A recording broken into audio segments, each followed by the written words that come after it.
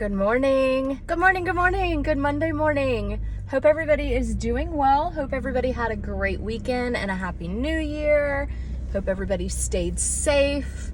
Luckily, we are far out in the country, and so I didn't have to listen to all the fireworks that normally would happen where I used to live. I need to remember to pull that shade down. Where I used to live, it was absolutely insane on holidays. Some holidays that didn't even warrant fireworks because the people that lived across the street felt it was their obligation to light up the sky for whatever holiday we happen to be going through. So, I know it's been a few weeks since I posted a video, and I wanted to do an overall update and just kind of do a drive to work with me. I used to do these all the time, and I actually miss them. They're very therapeutic, and I've always loved being able to do this while I drive. I just wish I could do some true crime while I drive, but I have chemo brain, which we will get to. So I don't think that's going to be a possibility. Okay, so let's talk. I have been through 2 rounds of chemo. We are doing weekly chemo because my cancer is so advanced. And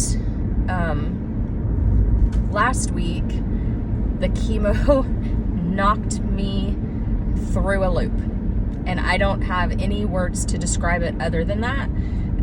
It was one of the worst things that I have felt, and I've been pretty altered from partying multiple times in my life, and I have never felt like that going in or coming out of any of those altered states. This was absolutely the most horrific feeling that I have ever had in my entire life.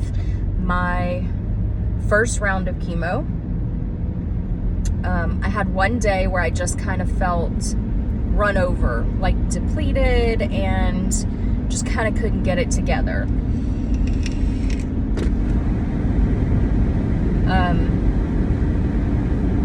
My second round of chemo, and maybe it was because it, was a week later, I don't know. My second round of chemo, the first day, I was good. I was tired because of the pre-meds they give you, and then the second day, I just kind of felt blah. The third day, which was Thursday, so I got it on Tuesday, and I had Wednesday, and I was just kind of, Thursday, by the time I checked out at work and was like, can't do it no more, sorry, I gotta go, I was running a low-grade temp. I was vomiting. The nausea could not be controlled. I literally was sobbing as I was driving home because of how horrible I felt. And I kept telling myself, it'll be gone by the morning. It was not. It was not gone by the morning. Friday morning, I was still basically awake from Thursday because I was up all night long, in and out of the bathroom. It causes a lot of stomach issues, so you're constantly having to run to the bathroom. The vomiting, the nausea, dizziness, hot flashes from menopause would be a blessing at this point. These internal fires that are going on inside my body are ridiculous. I was sitting on the edge of my bed trying to get enough strength to get up and go to the bathroom. Because of the nausea, I was like, oh, I don't know if I'm gonna get sick or not. And I was sitting on the edge of the bed, and sweat was dripping. And I'm not a heavy sweater. I never have been. Even when I played sports and would go to the gym and sit in the sauna, even sitting in the sauna, I did not have rolling sweat. This was like I had just ran the Boston Marathon. Like, I've never experienced anything like that in my life. I kept telling myself it was really good because it was going to be a toxin, like a detoxify, I don't know. I just kept trying to convince myself that it was okay. It was not okay. It was not okay at all. It was horrible. Absolutely horrible. Let's see, what else?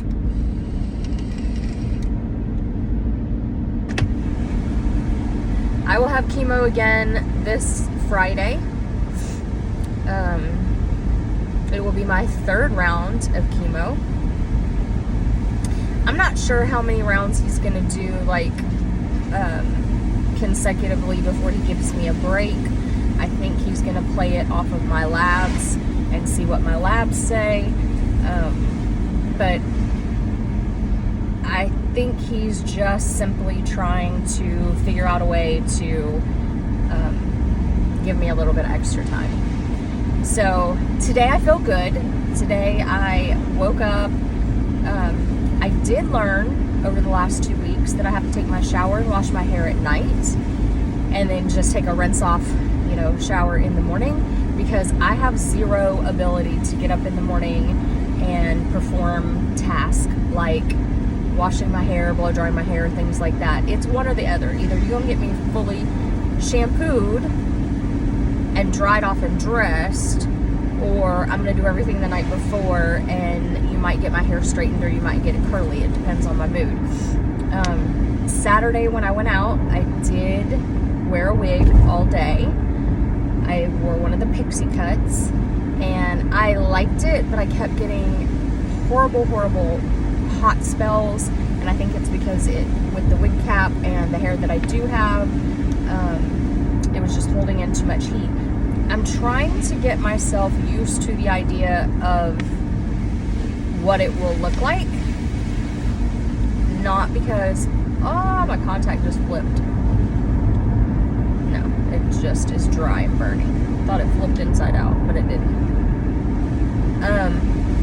I'm trying to get myself used to what it will look like with it not being my normal hairstyle.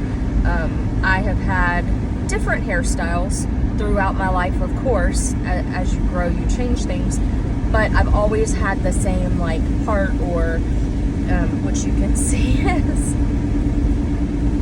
very prominent now. I've always had some similarity in how I styled my hair, and so it's very scary to me.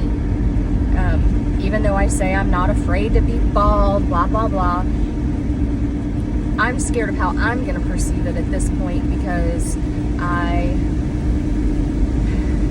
ordered a bunch of wigs, and the first day that I got them, I loved them and I was so excited, and at that point I should have jumped in and just started wearing them. Oh, my ankle's itching. I should have just done it, but I didn't. I waited because I thought, out of respect for people who have already lost their hair, I should wait until I lose mine before I make this big jump.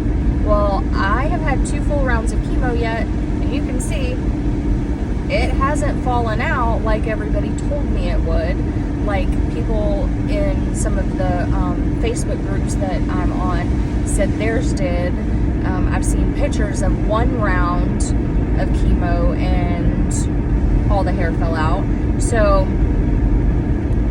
I don't know what's going on there, but it is what it is. So emotionally, I'm still hanging in there.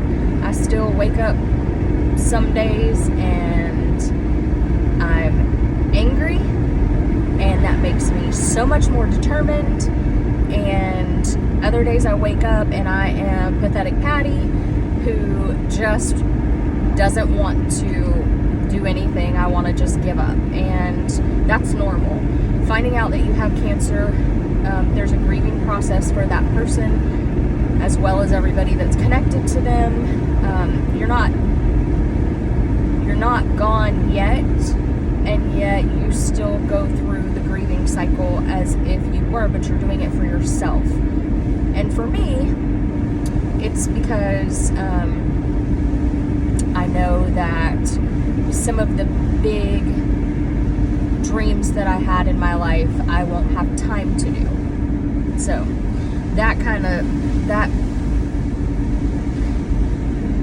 that causes my grieving process to start all over when I start to think about it. And unfortunately, I have to think about it. I have to be realistic.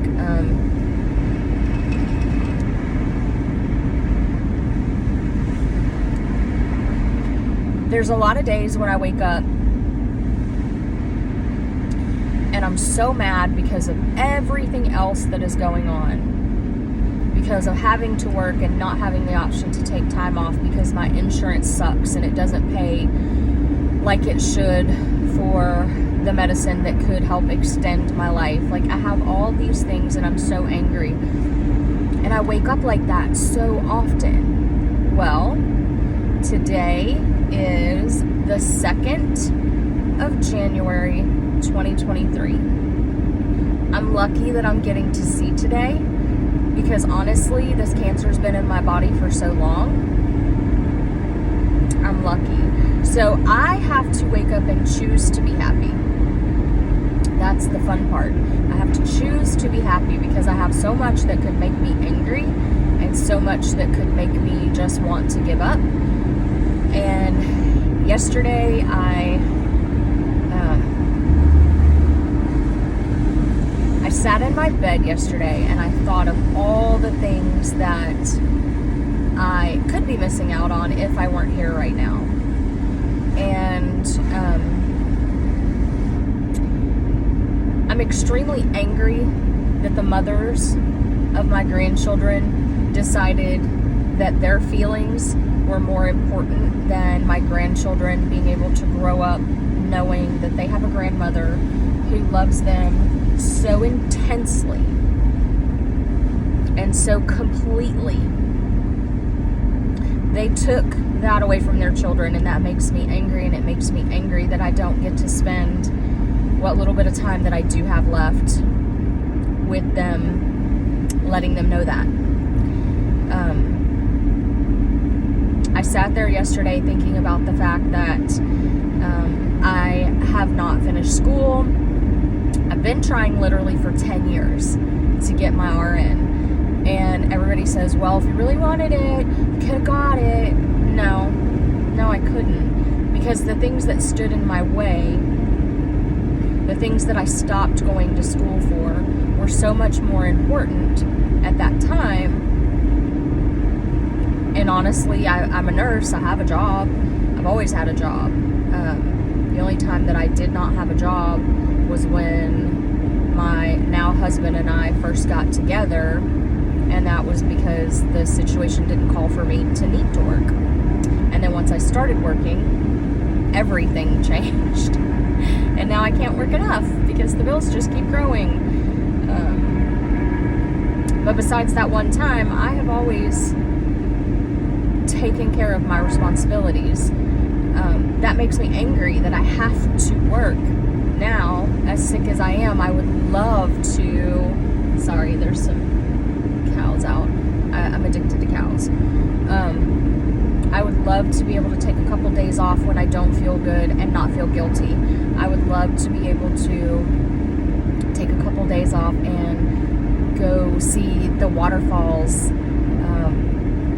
in Tennessee that everybody talks about and says that they're so beautiful. And there's just certain things that, and it makes me angry when I think about all that. So yesterday, as the new year came in, I had to make a very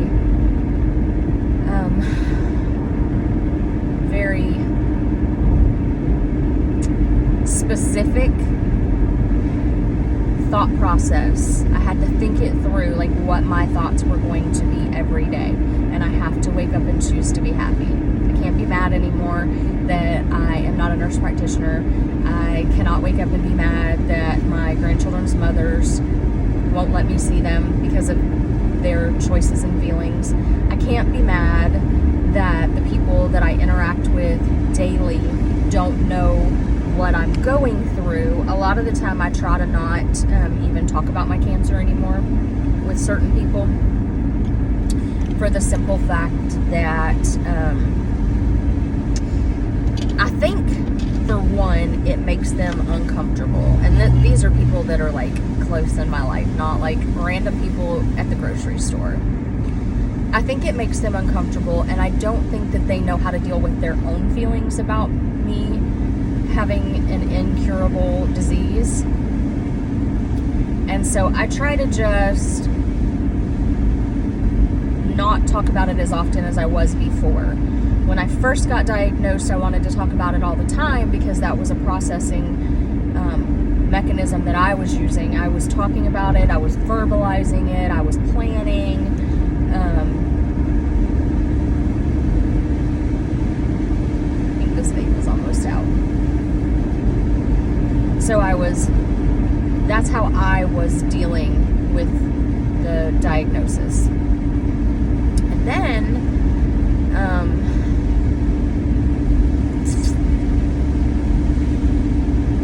there were some comments that were made indicating that me talking about it was too hard for that person to listen to and deal with. So I stopped talking about it altogether for a little bit. And then I said, that's not fair.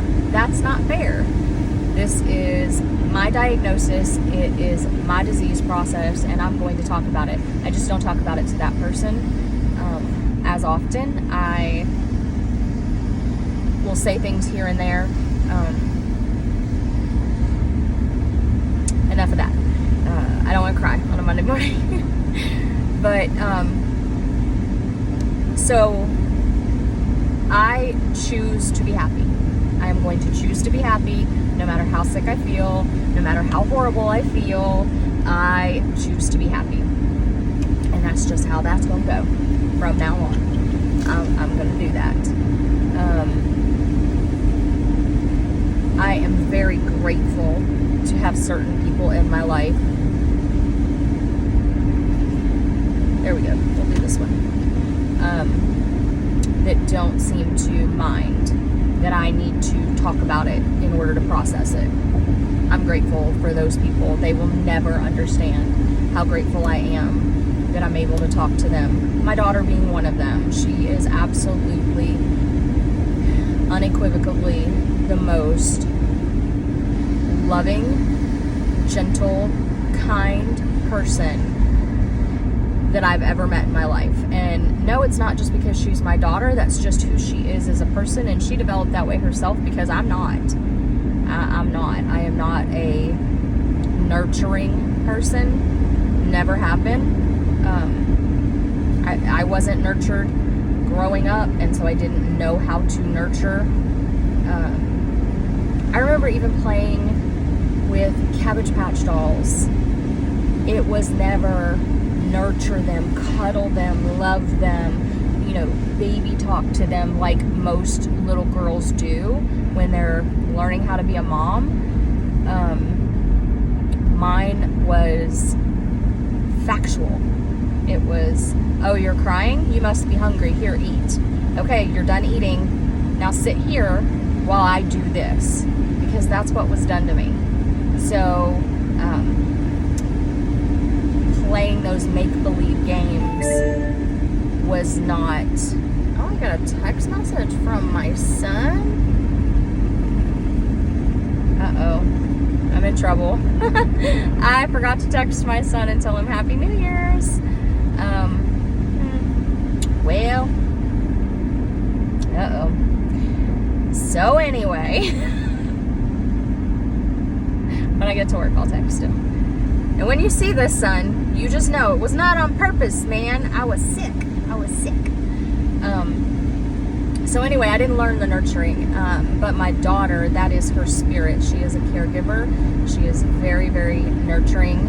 And so when I'm sick, I can talk to her and I can tell her how I feel. And she puts up with my mood swings, God knows how, because if it was me receiving some of that, I probably would stab myself in the eye, to be honest. YouTube, don't take that down. That's me talking about me, okay? So anyway, I'm blessed because she lives at home and she helps care for me on the days where I can barely take care of myself. And I know how grateful I should be, and I try to show her.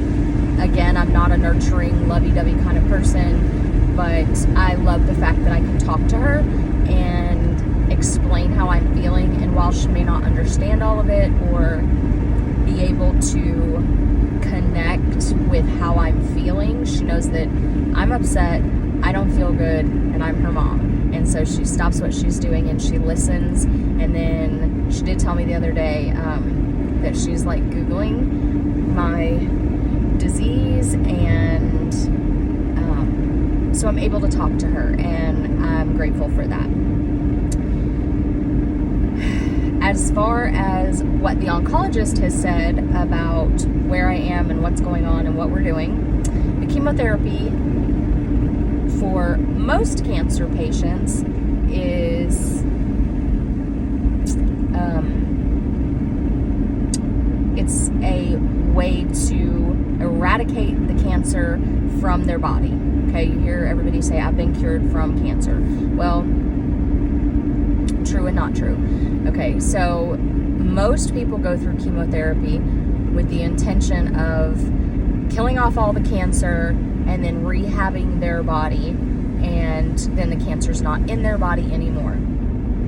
That's not what I wish I would learn to not drive on those little stupid fart bumps on the side of the road. That is so aggravating. And I do it all the time. My depth perception is off. But that's not why I am receiving chemo. That's not the intention with my chemo. My chemo is to stop the cancer from spreading more to more places.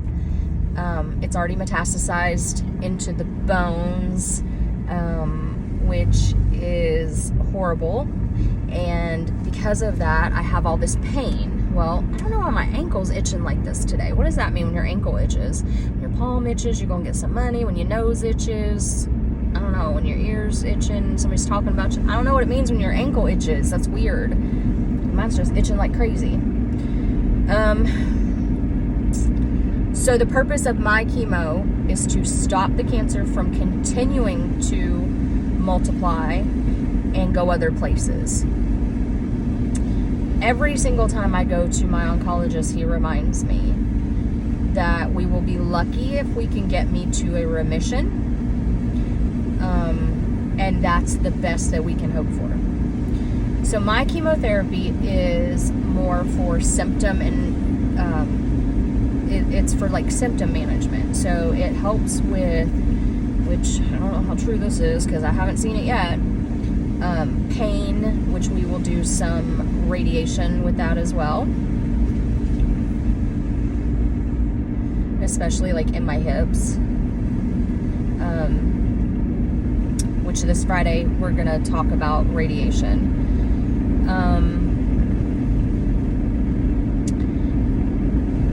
So the purpose of my chemotherapy treatments are got the vertigo again. Are so completely different than most people's reason for taking chemotherapy. Hearing that there's no cure and no chance of getting the cancer completely gone is devastating every time I go, and I have to hear that every single time that I go to the doctor. And it's his job to keep me well aware of where I am in my disease process. It infuriates me to hear him say it, and I'm like, I know, I'm a nurse, I know, but he has to. So cool.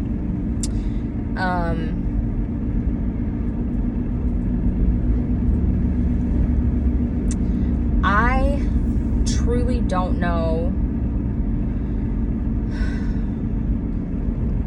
given how I feel. Now, granted, I've only had 2 rounds of chemo. Friday will be my 3rd. I don't know how beneficial the chemo actually is right now. I definitely need some more labs drawn. I definitely need to remember to take my vitamin D. Constantly forgetting to take that. And I gotta drink more water.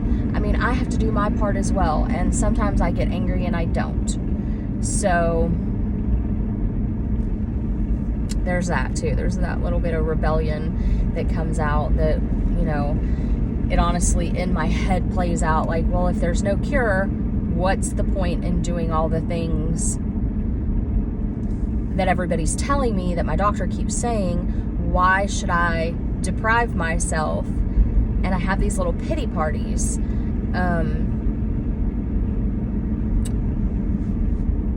Because it's easier. Because it's easier to have a little pity party than it is to, you know, this school's been closed for like 2.5 weeks. When do these kids around here ever go to school? Like, what is that? How do they have so many days off? But then I remember that the reason why I'm supposed to do all this stuff is to extend the life that I have right now. And so that's when I get back on the bandwagon and I'm like, okay, let me take my vitamin D, let me drink a little bit more water, let me this, let me that. It's literally insane, the things that go on in my head, that mainly I have zero person or people to talk to about it. I don't tell my daughter all the things that go on in my head because she probably would have me committed. She would think I was literally insane. But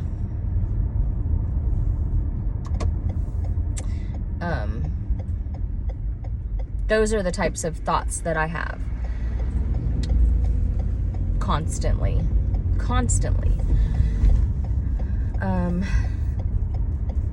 So there's a little update. I have definitely noticed the hair. Now I'm gonna get the hiccups. What? I hate that. I've noticed that. I have noticed that I get the hiccups more frequently, and I get vertigo really, really bad. And I need to add that to my list of symptoms too. So yeah, that's kind of where I am. 2 rounds of chemo down. I have another round coming on Friday. My pain is still all over the place. It's not as bad as it was in the beginning. It's not. I pretty regularly I don't take the pain medicine truly like I should, but I do take it enough that I pretty much keep it under control, and that's important.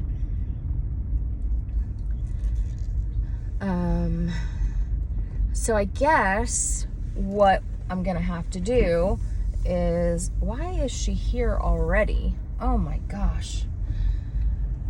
I'm gonna have to wait until Friday to see how this chemotherapy goes, and we're gonna have to see about the radiation and all that good stuff, and we're just gonna have to see how it plays out.